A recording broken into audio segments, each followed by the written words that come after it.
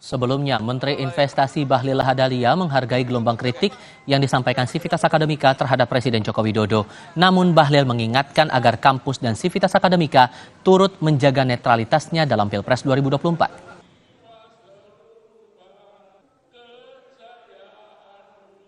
Karena ini penting. Sebagai negara demokrasi, kita menghargai aja pendapat dari masing-masing orang. Itu kan semua orang punya kebebasan untuk mengungkapkan pendapatnya di depan umum, termasuk oknum-oknum Civitas Akademik. Ya nggak apa-apa. Tetapi saya juga ingin menyampaikan bahwa selama ini kampus itu juga harus jaga marwahnya. Coba lihat di beberapa foto, katanya Civitas Akademik independen.